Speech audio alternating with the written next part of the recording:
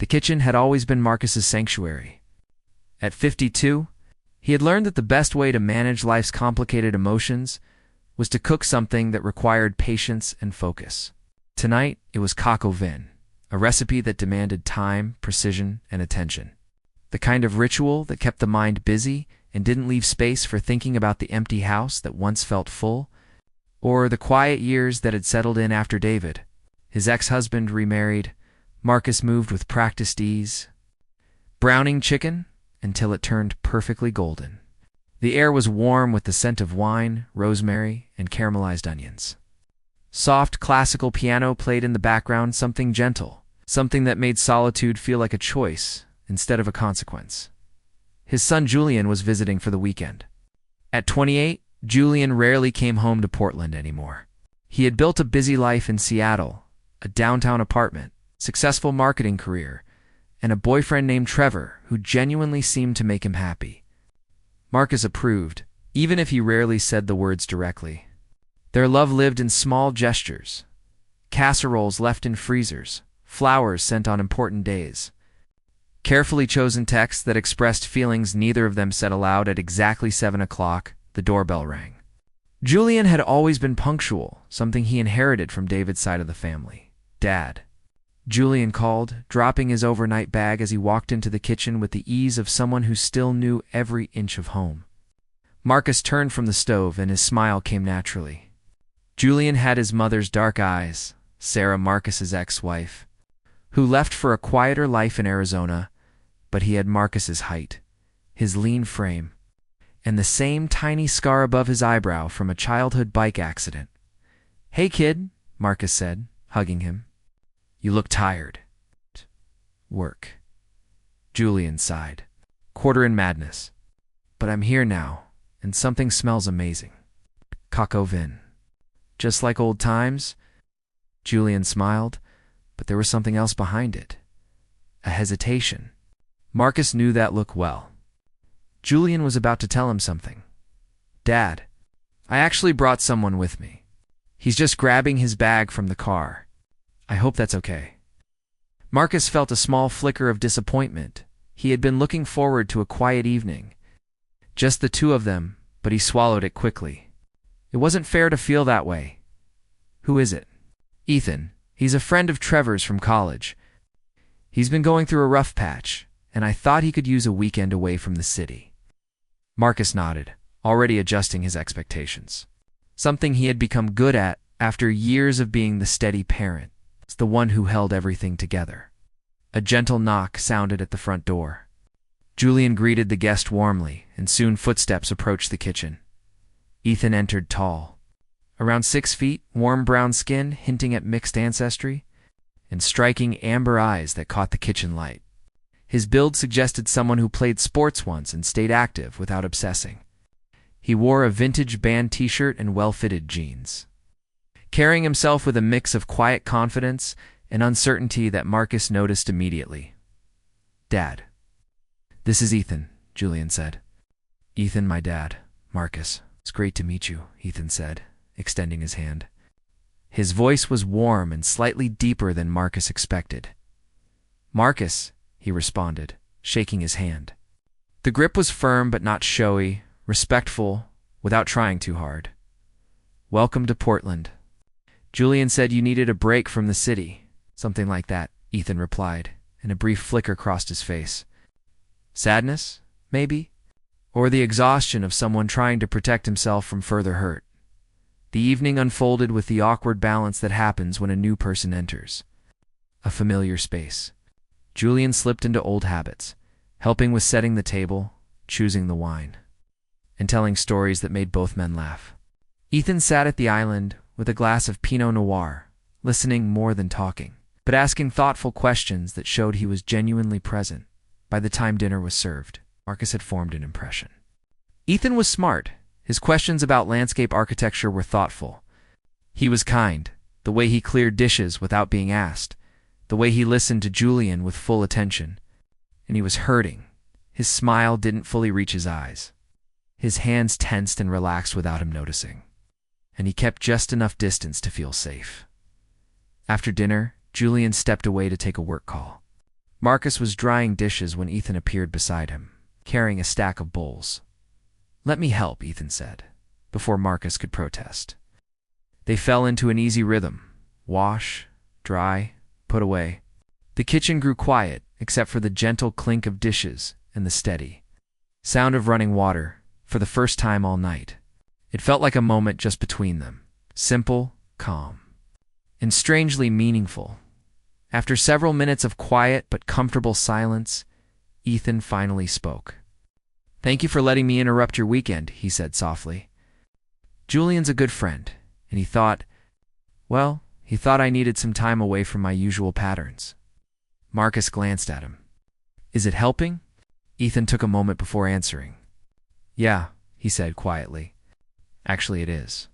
Your home feels peaceful." There was something in the way he said peaceful, as if the word belonged to a world he'd only heard about, never fully experienced. Marcus felt a gentle pull in his chest, the familiar recognition of someone else's loneliness. A loneliness that looked far too much like his own. "You're welcome to stay as long as you need," Marcus heard himself say. "This house has plenty of room, and more than enough of my cooking experiments." Ethan laughed, a small, surprised, genuine laugh that made something brighten in his expression. "I might take you up on that," he said, "at least for the weekend." Later that night, after Marcus showed Ethan the guest room and Julian had retreated to his old bedroom, Marcus sat in his study with a book he couldn't focus on.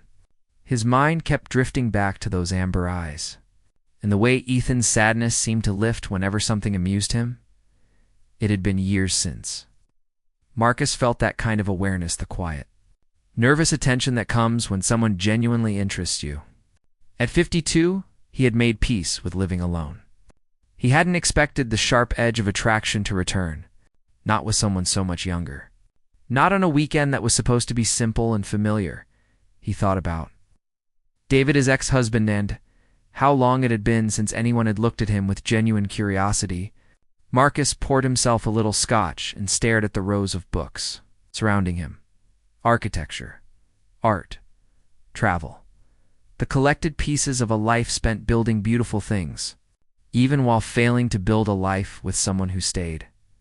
Down the hall, Ethan lay awake in the guest room, staring at the ceiling. He had expected a quiet visit, polite conversations, and an emotionally distant weekend. He had not expected warmth. He had not expected Marcus. He thought about his ex for years together, who once made him feel both too much and not enough, all at the same time. About the empty apartment waiting for him back in Seattle. About a job he was good at but didn't love. About friends who cared, but were busy building lives of their own. Somehow, in just a few hours, Marcus had made him feel less invisible than he had felt in months. Ethan turned into the pillow and smiled without meaning to. He had come here trying to hide from his life, not expecting someone to actually see him. Saturday morning arrived with soft Portland rain, the kind that fell endlessly, inviting long conversations and slow hours. Julian, however, had received an urgent email.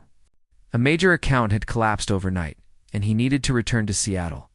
He packed quickly, looking torn. "I'm really sorry, Dad," Julian said. "I know it's awkward." "I can call Ethan and it's fine," Marcus said, and meant it. "He's welcome to stay. It's just rain and a quiet morning. We'll manage." Julian paused, studying his father with a depth Marcus wasn't expecting.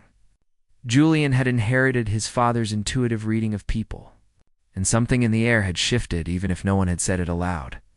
"Dad," Julian said softly, "Ethan's going through a lot. He just got out of a serious relationship. He's been struggling. Just be kind to him, okay?" "I'm always kind," Marcus said. "I know." Julian zipped his suitcase. "I just mean extra kind." Marcus watched him drive off into the rain, then stood in the doorway. Wondering what the rest of the day would bring, Ethan came into the kitchen around 9. Still in soft sleep, clothes drawstring pants and a gray hoodie. His hair was messy, almost boyish. He looked younger in the morning light, more open, more unsure. "Where's Julian?" he asked, reaching for the coffee Marcus had already brewed. "Work emergency," Marcus said. He had to head back to Seattle.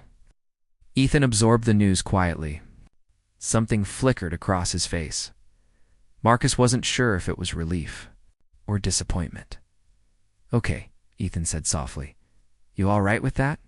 Marcus asked. "Yeah," Ethan nodded. "Actually, I could use the quiet." Their conversation flowed without effort. Marcus cooked breakfast, while Ethan sat at the island. It wasn't small talk. It was real talk, the kind where hours disappear. Ethan told him about his job in tech marketing, about his ex, how he had slowly shrunk himself to fit someone else's expectations. "He wanted me to be more outgoing," Ethan said, watching the rain, "but also less dependent. More ambitious, but not too ambitious. Confident, but not needy." It felt like trying to hold two opposite truths in place. And eventually, I just broke. Marcus listened with the patience of someone who knew exactly what that felt like. "David wanted me to be brave," Marcus said quietly. "To be visible, to be proud, but also to protect his career, to never make his family uncomfortable. To be outspoken for him, but discreet for everyone else." "How long were you together?" Ethan asked. 23 years. Ethan turned to him fully. "That's a long time to spend misaligned." "It is," Marcus admitted. "That's a very perceptive observation." The morning stretched into afternoon. They moved to the study, where Marcus showed him his landscape designs, built slowly, deliberately meant to make people feel something. "These are beautiful," Ethan said. "Studying a photo from 1995? When you look at your work, what do you feel?" Marcus thought for a moment. "Pride," he said softly. "And a little regret," Marcus exhaled softly. "Regret," he said, "that I spent years building beautiful things for other people's lives. But I wasn't nearly as intentional about building my own." Ethan was quiet for a long moment. Then he said gently, "It's not too late, you know. Gardens can always be redesigned, reshaped, imagined again." Marcus looked at him. "You sound like someone who believes in second chances." "I want to," Ethan replied. "I'm trying." The rain kept falling steadily, tapping against the windows like a quiet rhythm that filled the house. Around 4 o'clock, Marcus suggested they make dinner together. Ethan admitted he wasn't very skilled in the kitchen, so Marcus chose something simple: fresh basil pesto pasta, a clean salad, and homemade focaccia. Working side by side became its own kind of closeness. Marcus showed Ethan how to season pasta water properly, how to slice basil without bruising it, how to recognize the exact moment garlic changed from fragrant to burnt. Their hands brushed now and then, Marcus guiding Ethan's wrist or adjusting the angle of a knife, small touches that carried more weight than either of them. Acknowledged out loud by the time they sat down to eat. The rain clouds had shifted, allowing the setting sun to cast a golden glow through the windows. Ethan looked more relaxed than he had since arriving, flushed from the warmth of the kitchen. Comfortable from the wine, softened by the quiet. Steady presence of the house? "Thank you for this," Ethan said, tasting the focaccia. "I can't remember the last time I felt like—" He hesitated. "Like someone was actually taking care of me." Something tightened gently in Marcus's chest. "I'm glad," he said quietly. After dinner, they moved to the living room. The fire Marcus had started earlier glowed with steady warmth. He put on a soft Sting album, something calm and mellow, and they settled on the couch with a shared bottle of wine. They talked about books, travel, and the strange loneliness of being gay in your 20s, how the world was more open than ever, yet somehow more overwhelming too. Ethan told Marcus about moving to Seattle at 22, both terrified and hopeful. Marcus talked about coming out at 35, and the difficult process of rebuilding a life when so many choices already felt permanent. Ethan hesitated before asking, Trying again? Dating, I mean. Finding someone," Marcus looked at him. In the glow of the firelight, Ethan's warm skin reflected soft gold, his amber eyes catching the flame like glass. "Sometimes," Marcus admitted, "less than I used to. If I'm honest, it feels complicated at my age." "You're not old," Ethan said, his voice full of certainty. "And I'm not exactly young either. But I think that's the beauty of it, the chance to meet someone who already knows what actually matters." They were sitting close now. Too close. The wine, the fire, the rain, all of it formed a little world around them, quiet and private and strangely protective. Marcus became painfully aware of Ethan's presence, the warmth of his body, the subtle scent of the soap he'd used that morning, the intense gentleness in his gaze. "Ethan," Marcus began carefully, "I want to be honest with you." "Okay," Ethan said softly, not moving away. "I'm finding you very difficult to be around right now." Ethan blinked. "Is that a bad thing?" "It might be," Marcus said, "because I don't know what to do with what I'm feeling. You're a guest in my home. You're my son's friend. And you're in a vulnerable place. The last thing you need is an older man." Ethan leaned in and kissed him. It was gentle, unexpected, and warm-tasting like wine and something new. His hand rose to Marcus's jaw, steady and sincere. Marcus felt his thoughts dissolve until only sensation remained. The soft pressure, the warmth, the unmistakable feeling of being seen. When Ethan pulled back, they were both breathing a little harder. "I came here to hide," Ethan whispered. "I came here to avoid everything I was feeling. And instead, I walked into your kitchen and you looked at me like I was someone worth knowing." "Marcus, that's not small." "That means something. It's been only 24 hours, Marcus said. But even he heard how weak it sounded. "I know," Ethan said. "I don't know if this is real or if it's just something beautiful happening because of rain and wine and quiet. But I know what I feel right now. And I think you feel it too." Marcus wanted to be careful. He wanted to protect both of them. But he was 52, and he'd spent his entire life choosing the safe, sensible option. And for once, he didn't want the sensible choice. The fire crackled beside them. Ethan's eyes held a clear, undeniable longing, and Marcus found himself drawn in again. He kissed Athena deeper, more certain kiss this time. Ethan responded softly, a sound of approval escaping him, and shifted closer.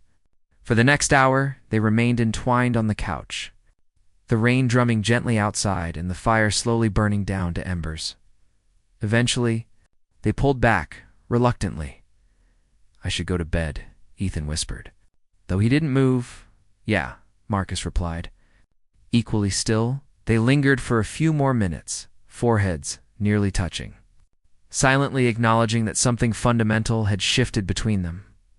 Finally, Ethan stood, offering his hand to Marcus. At the bottom of the stairs, he paused, turning back. "Good night, Marcus. Good night, Ethan." Neither of them slept that night. Marcus lay in bed, staring at the ceiling, feeling more alive and terrified than he had in years. In the guest room, Ethan did the same, fingers brushing his lips. Remembering the feel of Marcus's mouth, struggling to believe what had happened, and yet unable to doubt it. Sunday arrived too quickly. The rain had stopped, leaving Portland washed clean and sparkling. Marcus moved through breakfast on autopilot, his mind occupied with the question of what would happen next.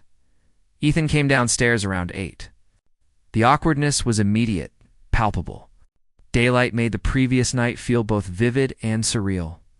They moved around each other cautiously, polite, a stark contrast to the easy intimacy they'd discovered so quickly. Finally, Ethan broke the silence, sitting at the kitchen island with his coffee.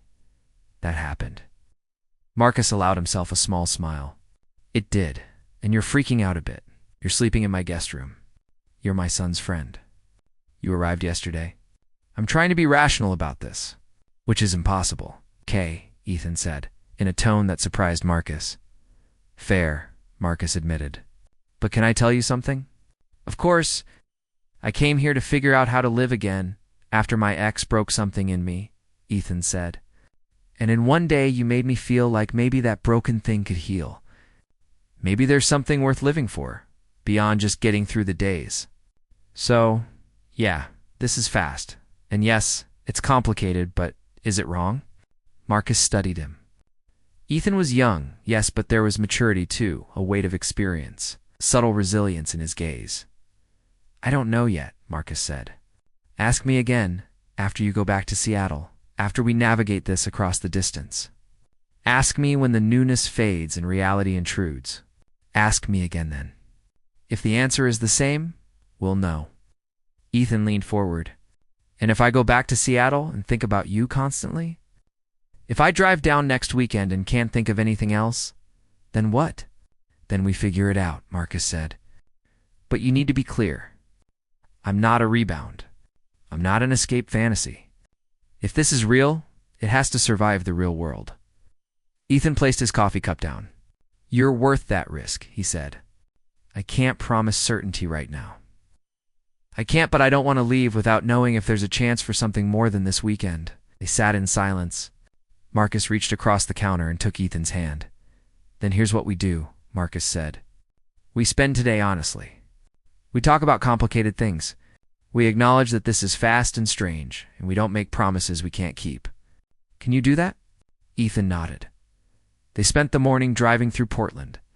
Marcus showed him the neighborhoods he'd lived in, the gardens he'd designed, the places that shaped him over 52 years. They lunched at a small restaurant where the owner knew Marcus. The obvious connection between them didn't raise an eyebrow. At a bookstore, Marcus picked out books he knew Ethan would love, quietly, without being asked. Every gesture felt deliberate, every moment precious. With David, Marcus had experienced comfort, a sense of inevitability.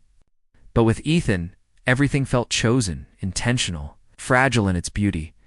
In the late afternoon, they hiked an easy trail in Forest Park, walking slowly, often in silence, simply existing together. At one point, they sat on a bench overlooking the city. Ethan rested his head on Marcus's shoulder. I'm scared, Ethan admitted. Of what? The future. How this ends. I can already imagine missing you, and you're right here. I know, Marcus said, wrapping an arm around him. I'm scared too. How do we do this? You're here. I'm in Seattle. We barely know each other. My therapist will have a field day, Marcus said. We take it 1 week at a time. We visit, we talk. We're honest when it's working and when it isn't. And if it becomes too much, we admit it. No illusions. Ethan lifted his head, looking at him. Is that realistic? No, Marcus said. But neither is falling for someone in a single weekend. No. We're clearly operating outside normal boundaries anyway. Ethan smiled, a real, unguarded smile. Not one of those careful, protective ones. But something open, vulnerable, and entirely beautiful, as the sun set in long strokes of pink and orange across the sky. They made love careful, thoughtful, with frequent pauses to check in, to communicate, to move with intention. It wasn't frantic or desperate. It was deliberate, deep. Afterward, they lay tangled in Marcus's sheets, and he felt a warmth settle in his chest, a sense of coming home.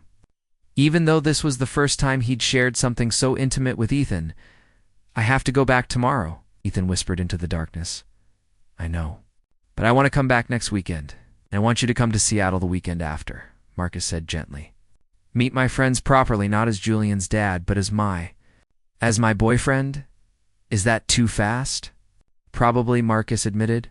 But yes, I'll come to Seattle. As Monday arrived with its usual finality. Ethan packed his bag while Marcus prepared an elaborate breakfast. They moved around each other with that particular sadness that comes when saying goodbye.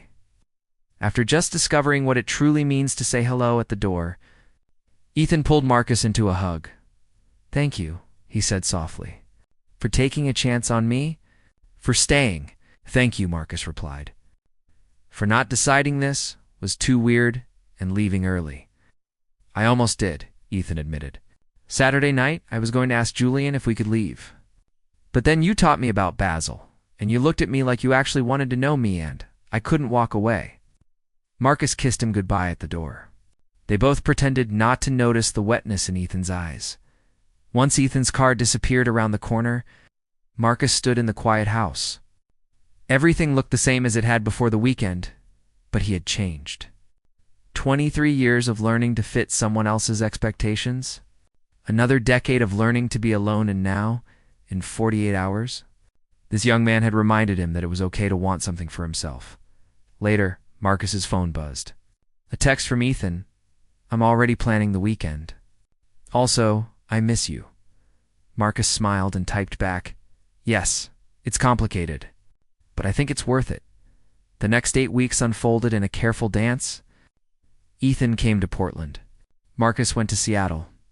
They learned each other's coffee orders, sleeping habits, favorite songs, childhood fears. Ethan shared about his mother's illness, teaching him that life is fragile and precious. Marcus opened up about years of hiding, about performing happiness for others while feeling hollow inside. Around week 10, Julian called. Marcus realized he hadn't spoken to his son in over a month. "I hear you and Ethan are serious," Julian said, his voice carrying a barely suppressed smile. "He told you?" Marcus asked. "He didn't have to. You've texted him good morning for 43 days in a row? And I'm not sure you've ever texted me." But he actually smiles now. Talks about the future like he believes in it. He's completely in love with you. "It's good, Dad. Really good. I was worried when I invited him home, but I wasn't expecting this. You deserve happiness, and he deserves someone who looks at him the way you do." Marcus felt something ease in his chest. "Thank you," he said softly. "I mean it also." He got the job, the one he interviewed for before the weekend. He'll stay in Seattle, but it's more remote friendly. Eventually, he might split his time. Weeks later, in Ethan's Seattle apartment, Marcus attempted to make pasta while Ethan worked at the dining table, a rhythm that had become theirs. Comfortable. Domestic, real. "I love you," Ethan said suddenly. Closing his laptop, Marcus froze. He looked at Ethan, those familiar amber eyes. "I'm not ready to say it yet," Marcus admitted. "Not because I'm unsure, but because I'm terrified. If something happens, if this doesn't work, I don't know if I could survive losing you."